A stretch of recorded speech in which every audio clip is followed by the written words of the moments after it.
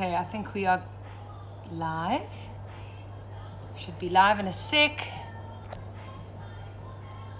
Hello, okay, we are live. What's up, everyone? Welcome to my kitchen during lockdown. I'm in South Africa at the moment, and I've actually hijacked my parents' house, so I can't really claim this amazing kitchen, but I'm loving every minute of it. There is great cooking equipment here. My parents are in Mozambique at the moment, so my husband and I decided to come to their place and stay here during lockdown. It's pretty hectic here in South Africa. Hello, Shal. But welcome. It's so nice to have you all on here. I'm doing a spontaneous dinner for you all this evening.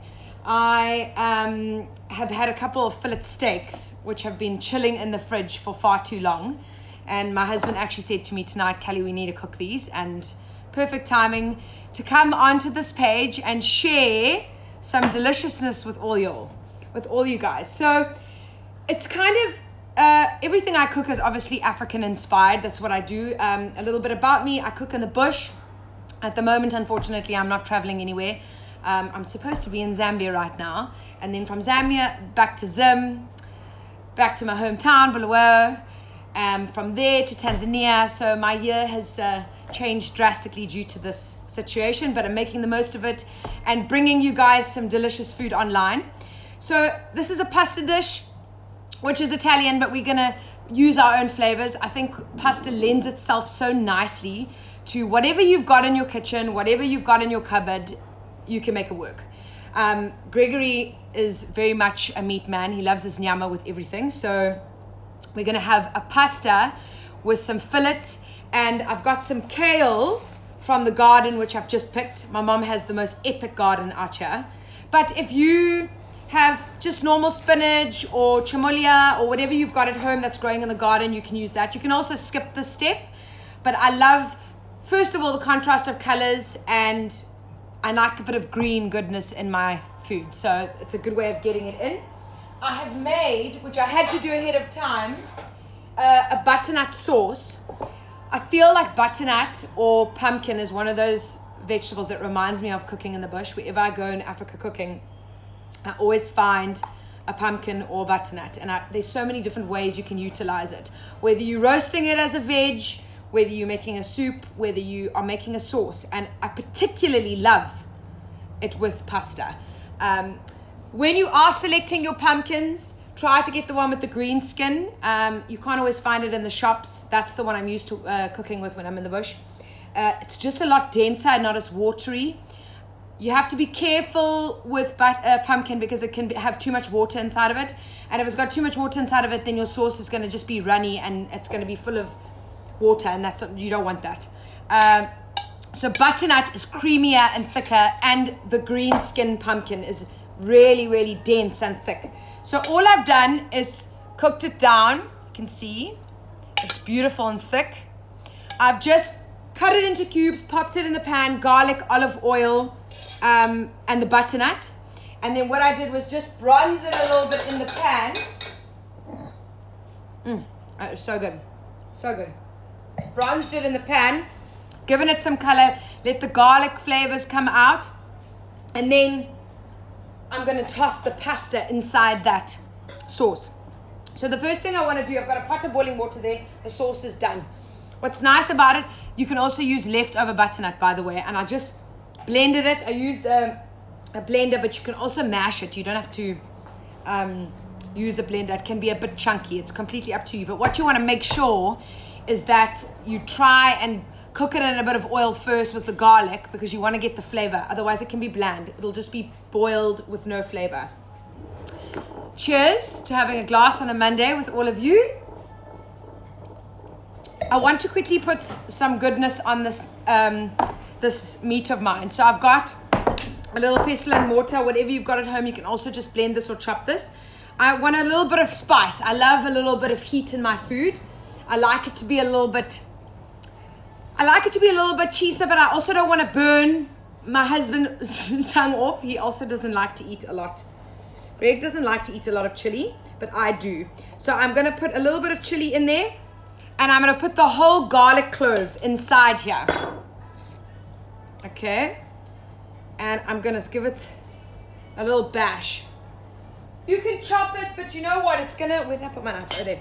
It's going to give it a little bit more flavor if we just get all the oils and stuff out of there. And before we put any olive oil, anything, let's just break it down slightly. It should be just nice and sort of broken down. You'll see straight away. That's what I'm doing. I'm just giving it a bash. If you guys have any questions, please go ahead and ask. I think what's nice about this is, I think often when we have pasta dishes, it's either bolognese or it's a sauce or it's a tomato sauce. Pasta can be so much more than that. And I feel like a delicious piece of steak on top of a really tasty pasta. Often you see pasta with the sauce just plopped on top of it. No. The problem with that is you're not going to get any of the flavor in the pasta and it's going to stick together. You want that sauce to be tossed into the pasta. That's very important. So I've bashed it up quite a bit, as you can see. And I'm now going to go in with a little bit of olive oil, a nice crack of salt, and pepper.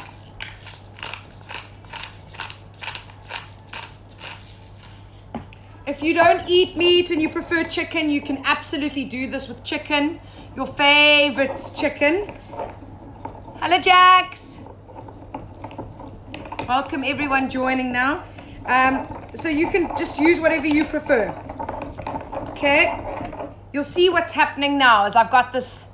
Let me try and show you with a spoon. It's just like a paste oil vibe, but it's got some flavor in there. There we go. So I'm not making a marinade as such, but I'm just pimping up this meat with some flavor. That's really what I want to do. You can absolutely just do some salt and pepper and leave it at that. But you know what? Sometimes just making that little bit of extra effort takes your steak or whatever you're cooking to another level. If you're just joining, sorry if I've missed any questions. If you're just joining, I'm doing pasta on spaghetti, but this is spaghettini, which is the thin spaghetti with a delicious piece of steak on top and some spinach from the garden. Okay, so I'm going to take this sauce and I'm just going to pour it all over this nyama. Now I want to coat it, hey? It's very important that we coat this meat, and if you need more oil, please make sure it's coated. Tip when cooking meat, always oil the meat. Often we are adding meat to a pan full of oil. Actually, we should be oiling the meat and then putting it in the pan. So I'm going to give it a little extra drizzle of olive oil. And now I'm going to get in with my hands, clean hands, and I'm just going to rub all sides. You can smell the garlic and the chili, and it's just amazing. If you don't eat chili, of course, leave this part out. I have serious problems with chili in my life. My husband will tell you. I actually have a jar. Grab the jar on the table just to show them. So I have a jar on the table every night in front of me when I'm eating my food. And I have a problem. I believe this is quite common with a lot of chefs. So I'm just gonna say, can you pick it up and just show it in the camera there? So this is the jar of chili. We call it gungai, and it's got chili, garlic, and olive oil. That is it. And it gets, the minute it starts running out, I'm making a fresh batch of it. Okay, so this is beautifully oiled. My meat is also room temperature, very important. Your meat must be in room temperature before you put it in a hot pan. I'm just gonna quickly give my hands a wash.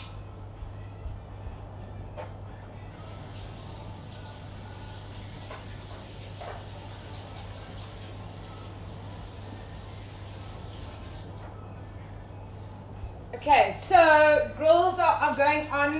They should have actually been on already, sorry. Won't take too long to.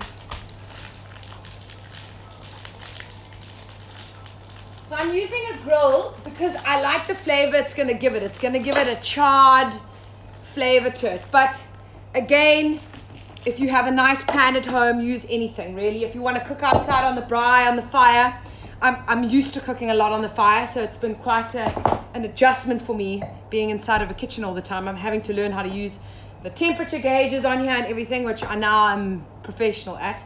Before, I think I burnt a couple of things because I usually cook in a wood stove and I just go with my feelings. I don't really have, a temperature to look at, or I just check it when I feel like I need to. So I've been back to basics and a little bit more structured with my cooking. Carol. Hi, Carol. Greg doesn't come with me to the bush, although sometimes he wishes he could. If we're in the same place at the same time, then, we'll try and meet up. We've met up in Zim a couple of times when he's been there at the same time as me and he's come and joined me. But I actually go on my own. I don't have children yet, so it's not so difficult for me to do that. But if he has time, he meets me. But other than that, I'm rolling solo. Okay, so we have oiled our meat, but I am going to add a little splash onto this grill pan. If you're using a good pan, you don't need to do that. Sometimes this grill can be tricky and stick, and I just want to make sure that it doesn't, so I'm going to leave that there. Now, quickly with this is kale, so some of these stems can be a bit hectic. Because I'm using it like this, I don't want the stems. However, if you are using these and you want to eat the stems, you must. They're so delicious, and I actually generally love them. But I want this to be a little bit more sophisticated. This is a good dish for you to spoil your, your wife or your man or your family. Do a little fancy evening. It's actually not labor intensive. It's easy to execute, and you'll feel like you're having a restaurant meal. And sometimes you need that. I feel like now, I don't know, I'm missing, really, really, really missing just going out to a restaurant and feeling like I can order something. Damn, I'm not gonna lie. So we have been upping our game a little bit in this kitchen. But if you're feeling like that, then I think this is a good dish for you. You also don't have to use fillet. We just had fillet that we actually had in the fridge. This is delicious with any steak. If you're a ribeye person or a sirloin, you can totally just mix it up and change it up to whatever you want. So we'll take that. I think that's probably enough. I went a bit cray-cray in the garden there, as per usual. Oh, I've also got some thyme here. Fresh thyme, which I'm going to put sprinkles of into the butternut. It goes really nicely together. Okay, our pan is nice and hot here. Or our griddle. I'm using a griddle. So we're going to go on now with these. So these fillet steaks are portioned. If you're using a whole fillet at home, you can bronze it, pop it in the oven and cook it and then slice it that way. This is also a little bit too much nyama for the both of us. I mean, I don't know who we're going to be eating probably for lunch tomorrow. So I'm going to put these on here. I'm going to bring the camera close so you guys can see.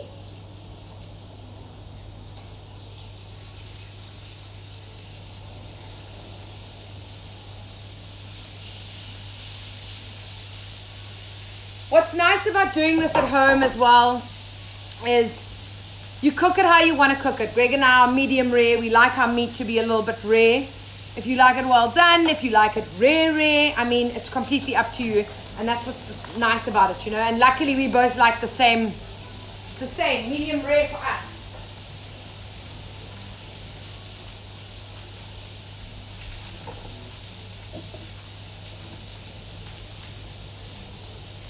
Right, so let me just clear up here. So all I'm actually going to do with these is in a little bit of butter, I'm going to wilt them down. Quick. Olive oil is absolutely fine, but I'm going for a little bit of a spoil. I'm going to leave them pretty much as they are. I'm just going to cut them down the middle because I want big pieces of this. Okay.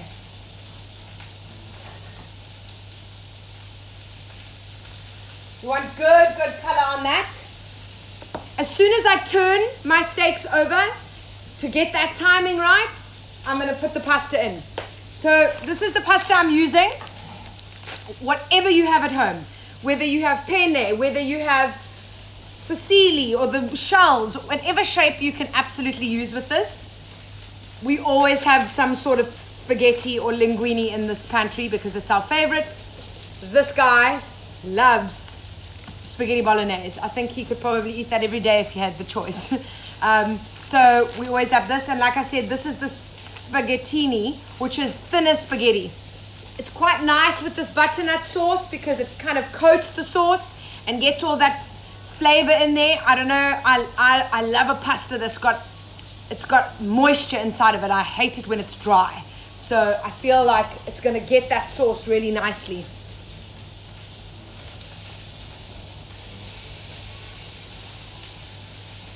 Do a little flambe for you guys over here.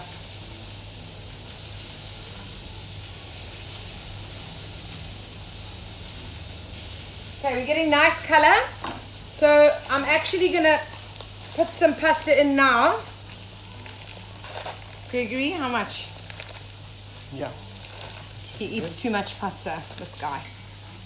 I mean, you know that this bag says it can feed 10 people. 10 people. In this house, this bag can feed maybe 4 because he eats so much. So, I'm gonna drop it in here.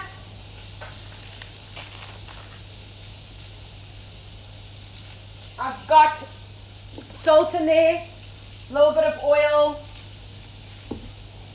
and then I'm gonna actually bring you across here now. Get it all in there.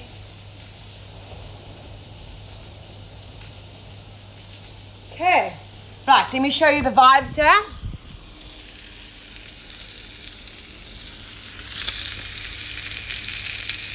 This is our sauce, which is nice and thick. And this hot spaghetti is just gonna literally go straight into the sauce. So it makes it easier. And if you prefer to do a tomato sauce or something like that, guys, you can change it up. You don't have to have,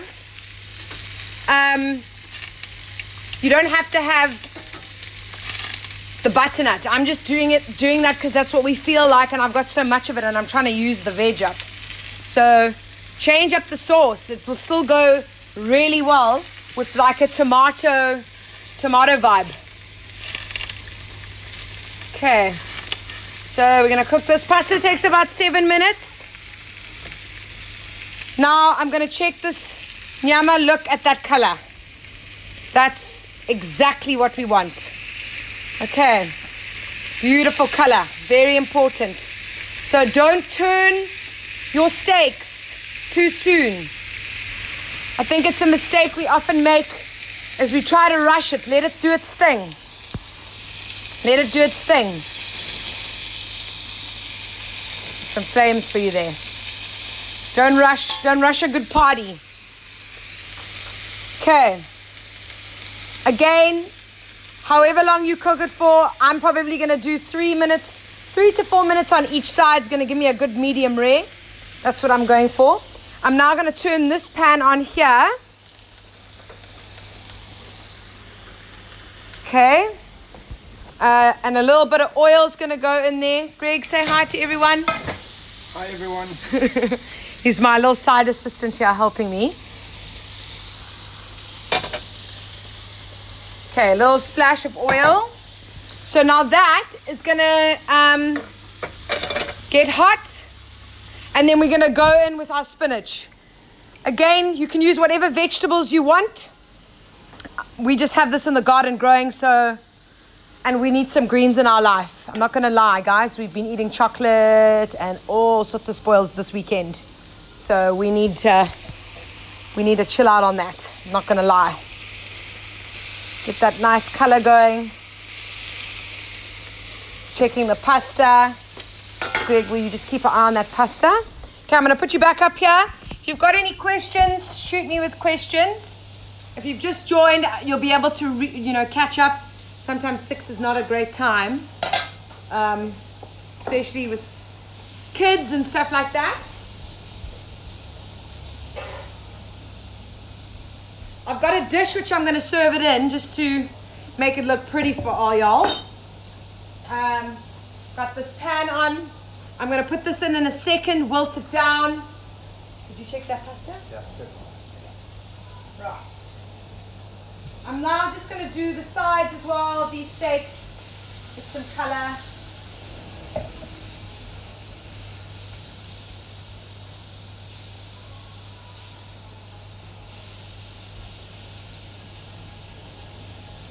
Right, all under control. It's all about the preparation. I say that, and sometimes I'm like a crazy person in the kitchen. But as long as you're organized and you're prepared, it helps. And like if you have kids, this is such an amazing thing to do with children. I feel like food has become like a fashion these days, and introducing children to cooking and trying new things. And I mean, every night of the week we're eating something different from some different country. So it's really exciting. I mean, we're doing ramen, we're doing curries, we're doing Mexican, we're trying to just make ourselves feel like we're visiting different countries by tasting different foods. And just being experimental. And the internet's our friend. We can Google whatever we want to Google, a recipe for any dish that we can imagine. So, yeah. But tonight I'm giving you carbs and I'm giving you meat. Feel like that's the best thing ever. Thank you.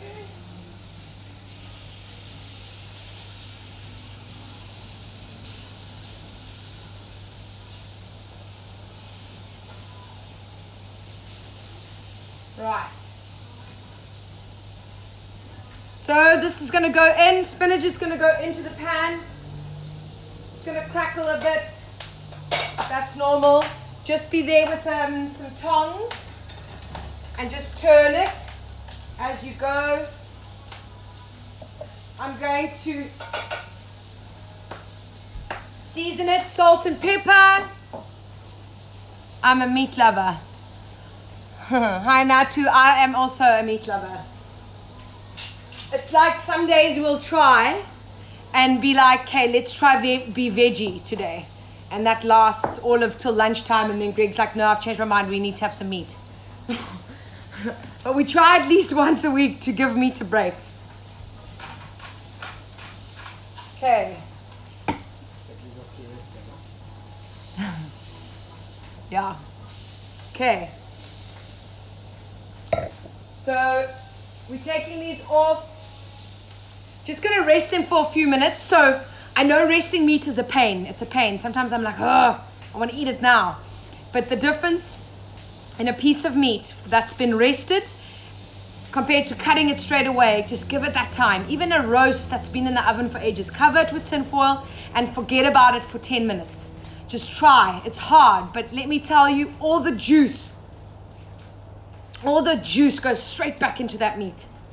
So in terms of what, let me just taste this. I got a question there. The best meat for this kind of thing is something that's going to be a steak. And in my opinion, the best steaks are a ribeye, sirloin, and I do love a fillet. But I would have to say a ribeye is the best because you got a little bit of fat in a ribeye. Do you know what I mean? There's still a little bit of fat in there, so it's going to be tender. But a sirloin is also very good. And if you're feeling like spoiling, a fillet. But it's completely up to you. But if I was choosing, I would definitely say go for a ribeye. Ribeye for me is the best. Thank you. I know. Sometimes when I talk about food for the meat, sometimes when I talk about food, my mouth actually waters. And that's how we should feel about food.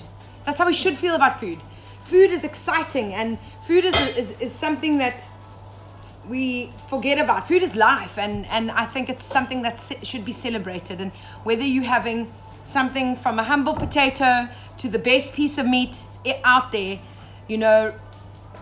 just respect it and try to remember that it's a piece of art if you make it. For me, this is like my favorite thing is cooking a delicious meal, whether it's for me or for people. And it's a way to share our culture and share where we come from. So I love food, and I love traveling, and I love understanding about food. So yeah, I'm glad you're also loving it. I know, I also am a bit hungry. I think I need to do a few more workouts online workouts because this girl is eating like she's never gonna grow in size. Okay, so pasta's ready, meat is resting. Greg has drained it nicely for me.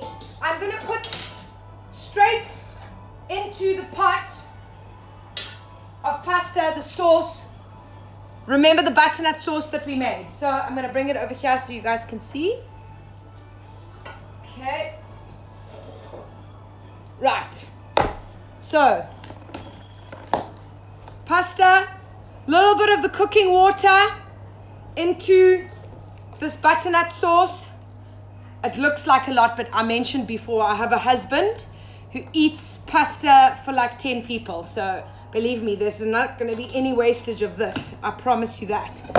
So in that sauce, coat it.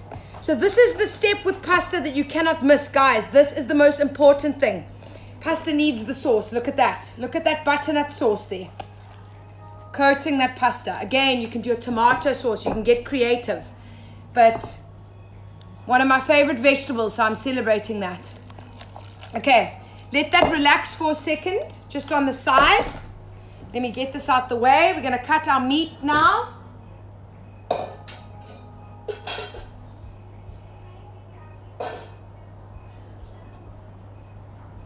Turn these off. Damn, it's hot in here. Okay, so these have rested. So we like our meat really rare, guys. So if you don't, please, know that you must cook to your liking. That's the beauty of cooking meat. Everyone's nyama must be how they prefer it, and that's always been my motto. I absolutely love it when it's rare, unless we're talking about a slow cooked style. But cook it to your liking, medium, rare, well done, whatever you want. Ours is always medium rare. So we've got our spinach, we've got our pasta. The thyme that I saved from earlier is going sprinkling into that pasta. Thyme, fresh thyme with pumpkin or butternut goes really well. And if you're feeling brave, then fry some sage. That's also on a whole nother level. Okay, so let's cut these steaks up. So first I'm going to get this into the bowl. I want you to see here. Let's just see over here. Okay, so I'm going to put the spinach back there. Okay, so into our bowl, you can see nicely, we're going to put the pasta. So I'm going to twist it because I want it to look good. So the way you see it at restaurants is they actually do this trick where they twist it. And then they take it, put it in the center of the bowl, and then you move the bowl. Twist the bowl, and what happens is it all stays in the middle, and you create like this little nest. There, Greg's gonna hold the phone for me there. Yeah, there we go. So you create a nest by using this method. So go in with your next pile. So now we're doing one plate because I just want to plate it nicely for you guys to see. And you just turn the bowl and slowly release the tongs. And look at what you have there. Beautiful, beautiful. All right. So the next part is our spinach. Okay. I did save a little. I didn't really, but we'll use them. A few of those thyme leaves on there, which are just gonna. Okay, we have our spinach, guys. I'm using my hands because I'm used to the heat, but please be careful. Place that green spinach really nicely on the top there, or whatever green veg you're gonna use. Okay.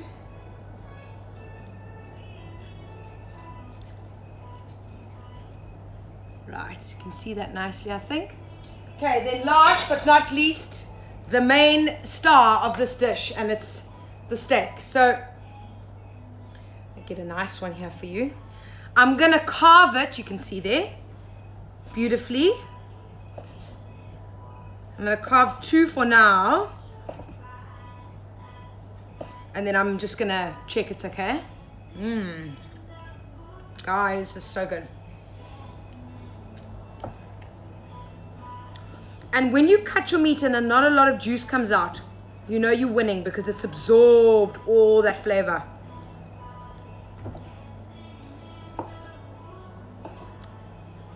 Okay. So I'm going to take the meat and I'm going to place it on the top like that. I actually can't fit any more for the decoration, but we'll eat the rest. And there we go.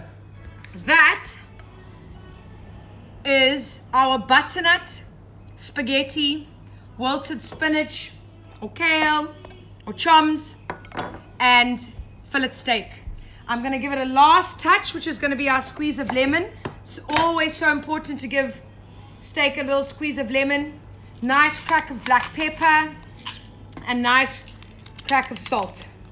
And last but not least, because it's pasta, we need some olive oil. Just a little drizzle like that. And there we have it. Done. Greg's battling to hold the phone because he's getting so hungry. I'm sorry if I missed any questions up there. But you got it, guys. Do it. You got to make this. I know you're going to love it. So that is it. A super quick, delicious dish that looks a little fancy. So if you feel like being brave in the kitchen this weekend or one of these days in the week and you feel like spoiling your man or your lady or your family or your loved one, whoever that may be, I feel like you're going to be in the good books if you make this dish. This dish is like, it's really good. But have a wonderful Monday night. Stay positive, sending love to everybody all over the world, all over Africa. Fellow Zimbos, sending you much love. And thank you so much for having me on this page. I'll be sure to share this. I know Classy Weddings will share this on their page too. I'll share it on mine. If you guys want to see more of what I do and what I cook, I'm always live on my page at 6 p.m. every evening. So follow me at Kellyanne Cooks. And go cook yourself some nyama, something delicious for dinner. Bye, guys.